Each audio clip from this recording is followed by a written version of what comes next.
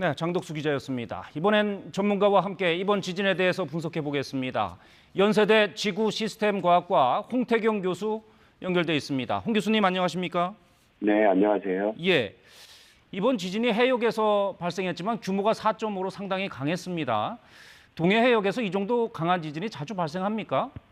예, 우리나라에서는 과거에 울진 지진이 규모 5.0 지진이 발생한 바 있고요. 그다음에 포항 지진 이후로 해역 지역의 여진들이 이어지면서 동해 일대에서 큰 지진들이 그간에 많이 있었습니다. 그런데 이번 지진이 특이한 점은 지난 4월 25일 규모 3.5 지진이 발생한 그 해역인데요. 바로 이곳에서는 그 규모 3.5, 3.1 지진들이 띠를 이루면서 군지평으로 4월 25일부터 5월 1일까지 연이어서 발생을 했거든요. 그러다가 이번 지진이 오늘 아침에 또 일어난 겁니다. 결국은 4.5 지진이 오늘 발생했기 때문에 앞서서 발생한 지진들은 모두 전진이 돼버린 셈인데요. 이번 4.5 지진이 본진이 되게 된다면 이후에 발생한 여진들도 예상할 수 있지만 이 4.5가 본진으로 끝나지 않고 또 다른 지진으로 연장이 될 수도 있다는 점에서 지금 이 지진대에서 활동도가 굉장히 높다는 점이 우려되는 점이라고 할 수 있습니다. 자, 홍 교수님, 지금 말씀하신 것처럼 동해 해역에서 계속해서 지진이 발생하고 있습니다. 찾아보니까 어제도 지진이 있었더군요. 근데 네. 결국 이게 2점대 규모 지진에서 점점 커지고 있고 결국 4.5 지진까지 발생을 했는데 그렇다면은 지금 이 일대에서 발생하는 지진이 전부 관련성이 있다 이렇게 볼 수가 있습니까?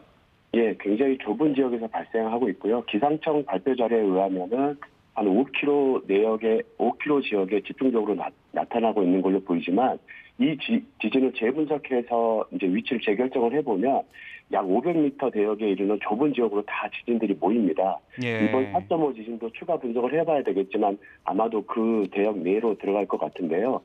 주의할 점은 이 500m 내라고 하는 이 지역이라 하더라도 단층이 어느 정도까지 뻗어 있는지는 우리가 해역이다 보니까 정확하게 알지 못하거든요. 예. 현재 발생하는 지진 같은 경우에는 북동에서 남서 방향으로 이 단층대가 발달해 있는 것으로 추정이 되고 있고 이번 4.5 지진도 그 단층대의 한 부분에서 발생한 것으로 보이는데 앞서 설명드린 바와 같이 이번 지진이 앞선 지진보다 더 크기 때문에 이후에 또 다른 지진이 더 크게 연장이 되지 않을까라는 부분이 우려가 되는 겁니다.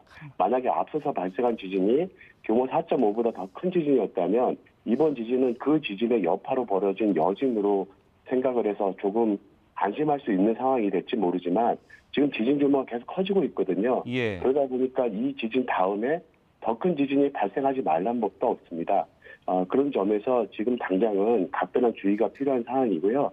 물론 이 지진에 의해서 이어지는 여진도 주의해야 되는 상황입니다. 예, 알겠습니다. 그 지역에 지진대, 단층대가 있는 모양이죠? 예, 지금 이 지진이 발생한 지역은 우리가 울릉분지라고 하는 그 과거 동해가 만들어질 때 열림 현상으로 만들어진 분지 구조가 있는데요. 예. 그 분지 구조의 서쪽 가장자리에 해당하는 지역입니다. 그래서 울릉분지를 따라서 울릉단층대라고 하는 긴 단층대가 우리나라 그 동쪽 해안선을 따라서 남북 방향으로 길게 뻗어 있는데요. 그 북쪽 연장선상에서 발생한 지진이라고 할 수 있습니다. 예. 과거에는 이 지역은 2019년 이전만 하더라도 지진이 발생하지 않던 지역이었는데요. 2019년부터 간헐적으로 지진이 발생을 해오다가 올해 들어서 지진이 굉장히 급증하는 갑자기 지진이 활성화된 지역이라고 할 수 있습니다. 알겠습니다. 교수님, 지금 이 지진 단층대에서 계속 지진이 발생하고 있다는 말씀해 주셨고 교수님 말씀대로 앞으로 이 지역의 상황을 더 예의주시할 필요가 있겠습니다. 교수님 여기까지 듣도록 하겠습니다. 네. 예, 고맙습니다.